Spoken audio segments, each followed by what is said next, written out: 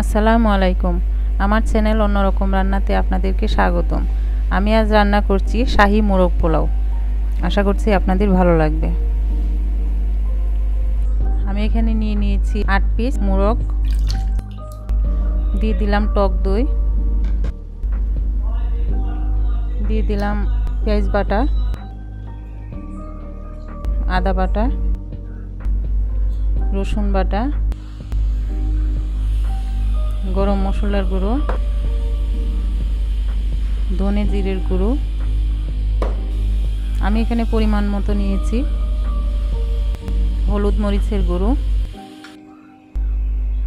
পরিমাণ মতো লবণ, দিয়ে দিলাম গোলমরিচের গুঁড়া। পেঁয়াজ বেরেস্তা করে আমি এখানে মিহি করে ভেঙে নিয়েছিলাম, সেটা দিয়ে আমি একসাথে সবগুলো ভালো করে ম্যারিনেট করে নেব।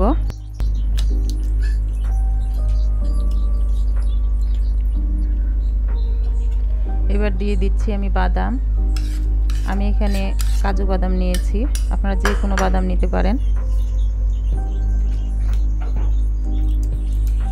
খুব ভালো করে ম্যারিনেট করতে হবে। এটা ম্যারিনেট করে আমি এক পাশে রেখে দিব, ফ্রিজে রাখার কোনো দরকার নেই। এবার আমি ফ্রাই প্যানে দিয়ে দিলাম তেল,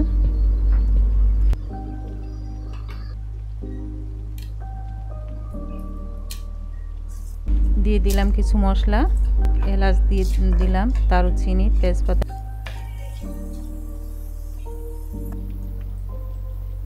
এবার দিলাম অল্প পরিমাণ ঘি, 1 টেবিল চামচ দিয়েছি। হালকা ঘ্রাণ বের হওয়া পর্যন্ত আমি অপেক্ষা করব। এবার দিয়ে দিলাম পেঁয়াজ কুচি। পেঁয়াজটা আমি হালকা বাদামি কালার করে নিব। আমি এখানে 1 কেজি কালো জিরের চাউল নিয়েছি। চাউলটা আমি আগে ধুয়ে উঠিয়ে রেখেছিলাম। পেঁয়াজটা আমার হয়ে গেছে, এবার আমি চাউল দিয়ে দিব। আমি এখানে 4 কাপ চাল নিয়েছি। দিয়ে দিলাম অল্প লবণ। লবণটা বুঝে দিতে হবে, কারণ আমি মাংসতে লবণ দিয়ে রেখেছি। খুব ভালো করে চাউলটা ভাজতে হবে।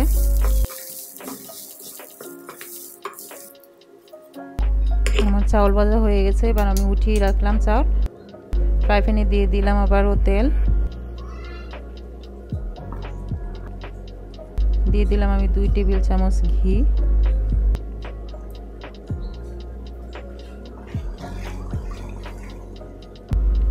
আমি এবার মাংসটাকে কষিয়ে নিব। মাংসটা খুব ভালো করে কষাতে হবে, এমনভাবে কষাতে হবে যেন মাংসটা এখানে সিদ্ধ হয়ে যায়। আমি নেড়ে ছেড়ে রেখে দিব 10 মিনিটের জন্য। আমি এটাতে ডিম ব্যবহার করব।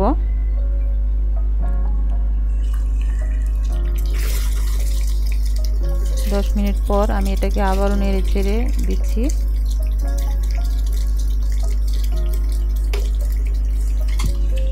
আবারও ঢেকে দিব 10 মিনিটের জন্য।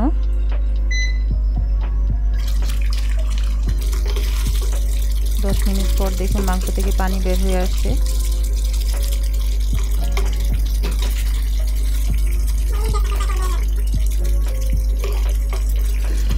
আবারও ঢেকে দিব।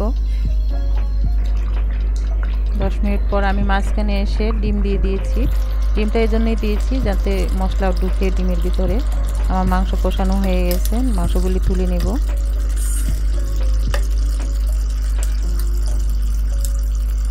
আমি এখান থেকে অর্ধেকটা মশলা উঠিয়ে নিব আলাদা। মশলাটা আমার পরবর্তীতে লাগবে। কিছু মশলা আমার থাকবে ফ্রাই প্যানে। এবার এখানে আমি দিয়ে দিব সেই ভেজে রাখা চালটা। দিয়ে দিলাম চাউল। আমি এখানে আরও 5 মিনিটের মতো নেড়ে ছেড়ে নেব চাউলটাকে। মশলার সাথে ভালো করে নেড়ে ছেড়ে মিশিয়ে নেব।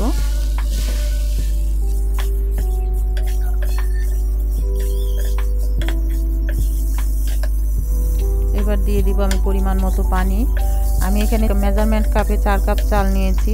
4 কাপ চালের জন্য আমি 7 কাপ পানি নিয়েছি।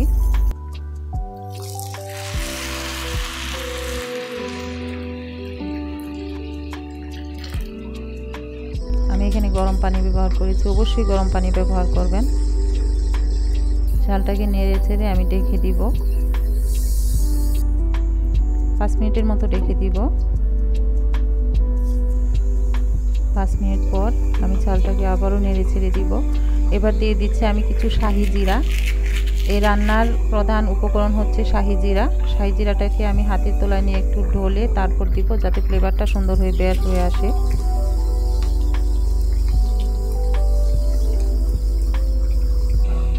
আবারও রেখে দিলাম 5 মিনিটের জন্য। খুব অল্প আছে রান্না করতে হবে। দিয়ে দিলাম কিছু কাঁচামরিচ, সুন্দর একটা ফ্লেভারের জন্য দিলাম আমি মরিচটা।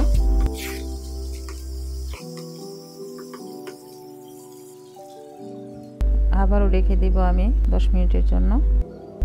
10 মিনিট পর দেখুন আমার রাইসটা এরকম সিদ্ধ হয়েছে।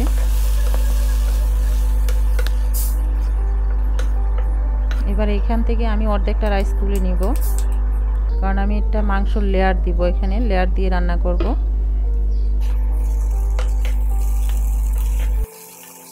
অর্ধেকটা রাইস আমি তুলে নিচ্ছি।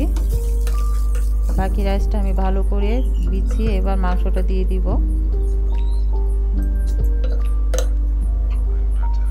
সুন্দর করে বিছিয়ে দিচ্ছি আমি।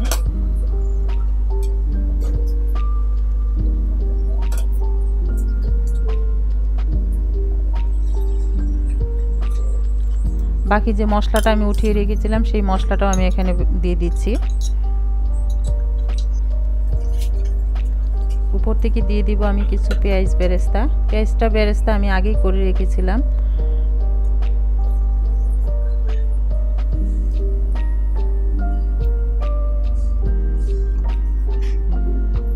এবার দিয়ে দিলাম আমি বাকি রাইসটা।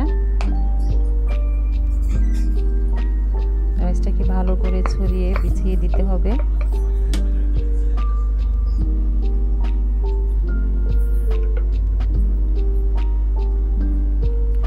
এবার উপর থেকে ডিমগুলো দিয়ে দিব।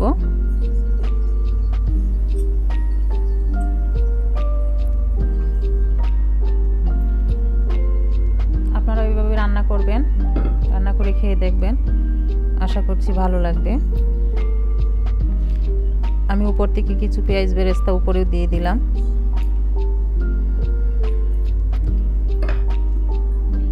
দিয়ে দিচ্ছি ঘি।